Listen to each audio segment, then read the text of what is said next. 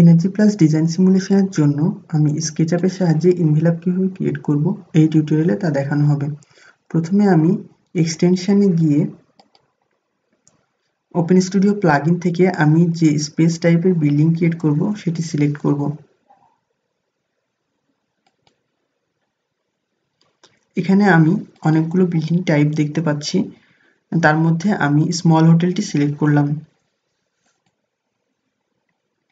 টেমপ্লেটে ashtray এর কোন এয়ারবুকের information আমি ইউজ করব সেটি সিলেক্ট করব। এরপর অ্যাশট্রে ক্লাইমেটিক জোনে আমি কোন জোনে ডিজাইনটি সিমুলেট করব সেটি সিলেক্ট করলাম।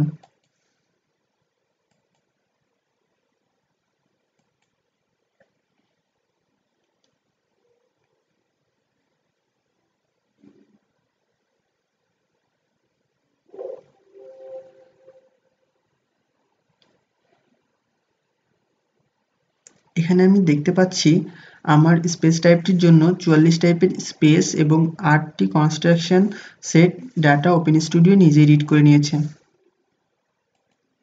এখন আমি আমার হোটেলটির এনভেলাপ ক্রিয়েট করব। তার জন্য আমাকে একটি প্ল্যান ক্রিয়েট করতে হবে। আমি রেক্টেঙ্গেল টুলটি ইউজ করে প্ল্যানটি ক্রিয়েট করব।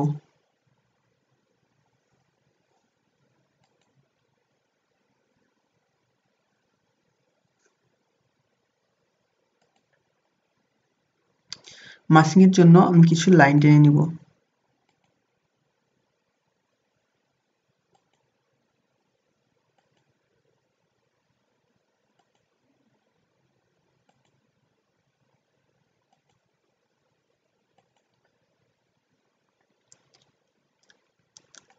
এর স্পেস ডেফিনেশনগুলো আমি পরে সেট করব। মোটামুটি মাসিং এর জন্য আমি রাফলি একটি প্ল্যান করে নিলাম। এখন পুরোটা একটি গ্রুপ করব।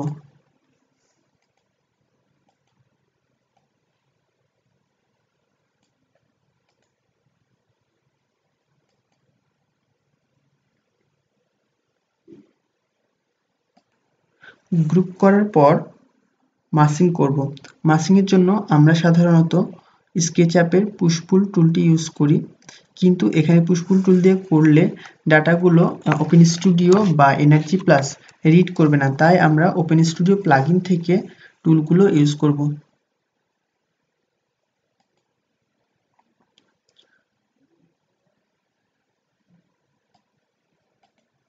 এখানে ক্রিয়েট স্পেস ফ্রম ডায়াগ্রাম থেকে আমরা মাসটি ক্রিয়েট করব। প্রথমে প্ল্যানটি সিলেক্ট করলাম।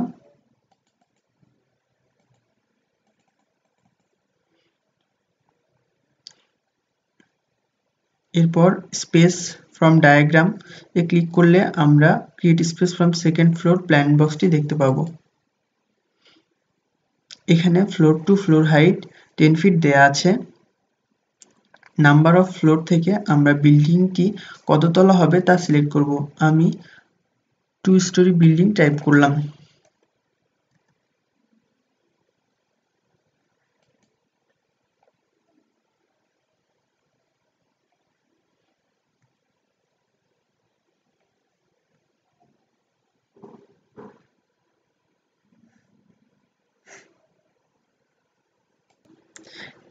দেখতে পাচ্ছি আমার বিল্ডিং এর মাসিং হয়ে গেছে।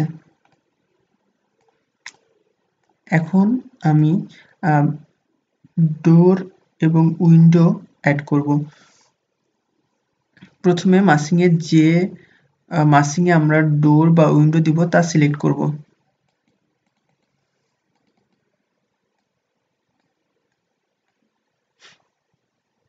এরপরে রেক্টেঙ্গেল টুল দিয়ে ড্র করলেই উইন্ডো হয়ে যাবে।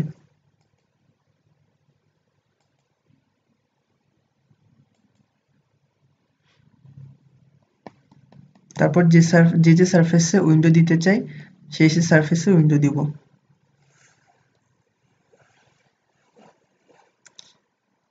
একইভাবে অন্য সারফেসে উইন্ডো ক্রিয়েট করার জন্য আমাকে আবার সারফেসটি সিলেক্ট করতে হবে। এরপর রেক্টেঙ্গেল টুল দিয়ে উইন্ডো ড্র করতে হবে।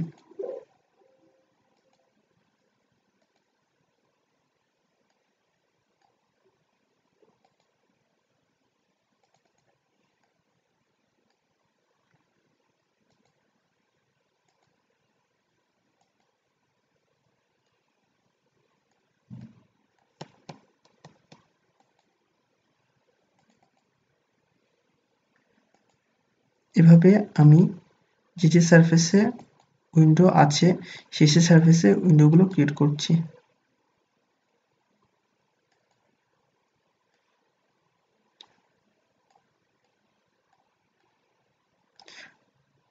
ডোর ক্রিয়েট করার জন্য যে সারফেসে ডোর ক্রিয়েট করব সেই মাছটি সিলেক্ট করলাম।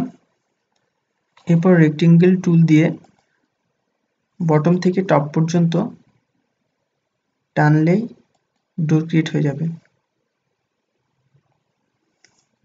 এখন এটি যে ডোর হলো তা বোঝার জন্য ফার্স্টে আমরা এটা সিলেক্ট করব, এরপর ইনফরমেশন টুলে গেলে দেখতে পাবো যে এটি গ্লাস ডোর হিসেবে সেট হয়ে গেছে। আমরা চাইলে এটি চেঞ্জ করতে পারবো।